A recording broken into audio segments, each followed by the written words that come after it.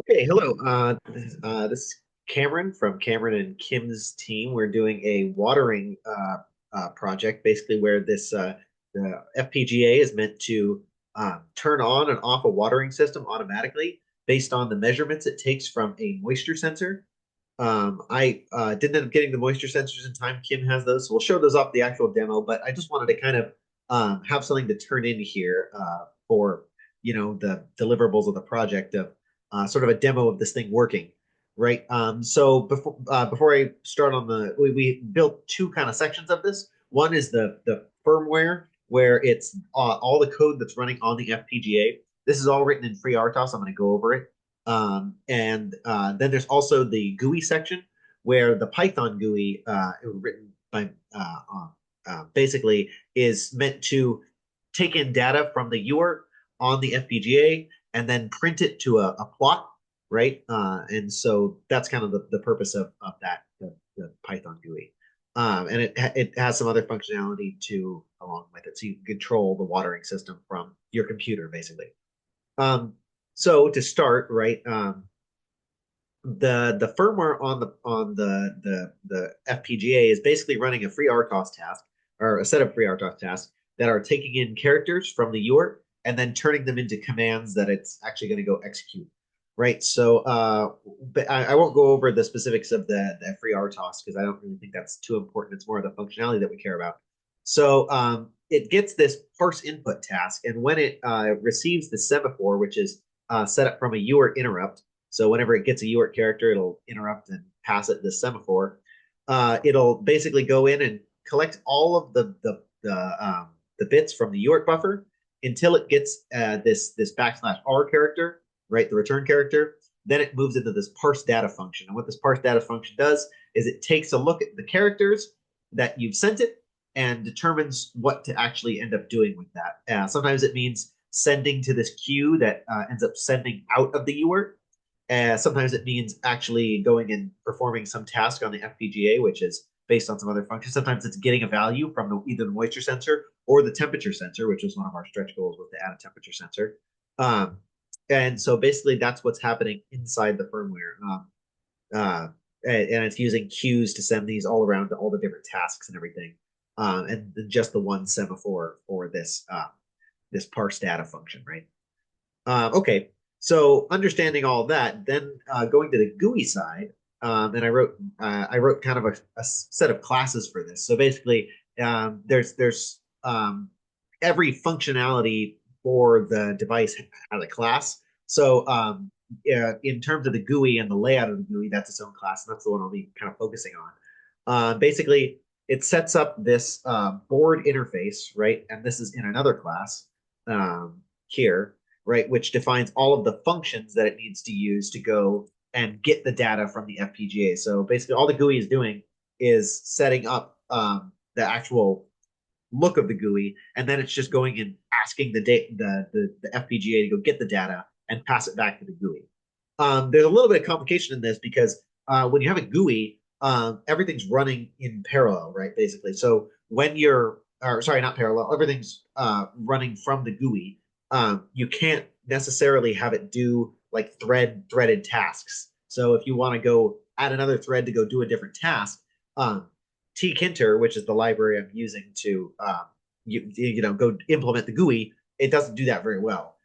So basically, I had to go and make the separate function, then pass it the root object, which is the root object for the GUI, and then use this after function to tell it to run after some amount of time, and that basically creates a task out of something that's not supposed to be used to do that, but essentially it calls a thread every so many seconds, right? Basically, it's a timer based thread, and there's a couple of these. The most important of these is the one that actually goes and gets the temperature, and the one that goes and gets the which is that temp thread. If you see, if you're looking at this here, that's the go get the temperature, and then the next part is the timer thread where you're going and getting the moisture or the moisture data, right?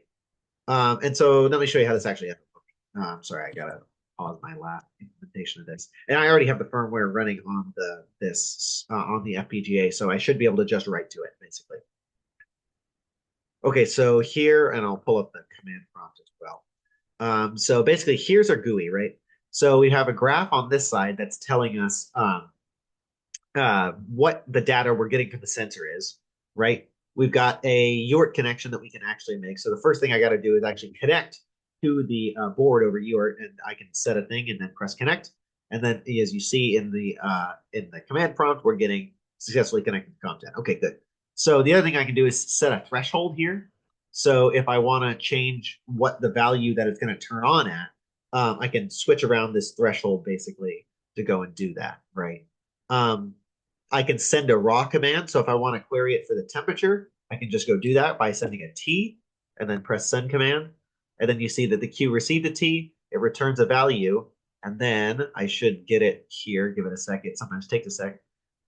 Yeah, and then it says basically it got back that data that we were expecting, right? I don't have a temperature sensor hooked up here, but we will show that in the real demo. Um, I have a measurement interval, basically where I can put in how long I want to wait between every measurement. I can go ahead and update that. It'll take a sec. I have to press the start button first to actually get it to start, right? So it's going to start all of these threads, basically. The first thing it does is go query the temperature again. And you see, whenever it does this, it basically, the kind of threading model of TK-enter is not all that good, I would say, because you can't. It's really difficult to go and have it do multiple tasks at once because it freezes the GUI whenever you're doing that. There's ways that you can do it with the actual Python threads, but it again is not very good at that either. So it's going to take a minute for this to go and collect the data sample, right? So in that intervening time, I can show you. You can put in a city name here. Oh, is it going to go take a data? No. And then I can say get weather, and then it'll take a sec, and then it'll get the weather in Portland. And no, 7 degrees outside. Gosh, cold.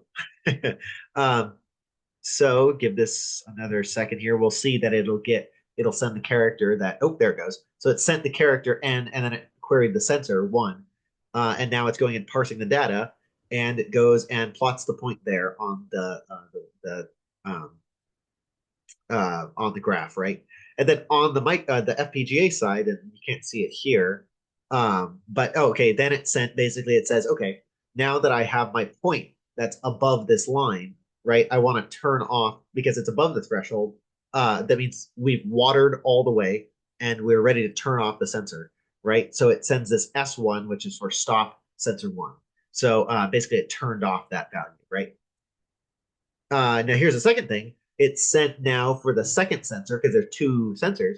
It queried the second sensor and then turned it off as well because it found that it was above the threshold. So you can kind of see how that's working, right? I can also override the value. So if I go override, it'll send. It's a toggle override, so it'll basically send. It'll force it on, right? So it won't care about the value of the threshold. It's just going to force on the value and it's going to keep reading the value, but it doesn't really matter because it's not going to. It's going to keep plotting it, but it's not going to actually consider the value for the threshold measurements. And I can go turn it off again, and the button will turn a different color when I do that. And give it a second. It has to send the stop. Yeah, it has a weird thing where it sends the stop character in a strange order. But I can do the same thing with sensor two as well. So, anyways, that's kind of the functionality of of our project. I hope that makes sense. I think we've met some of our stretch goals. So yeah, thank you.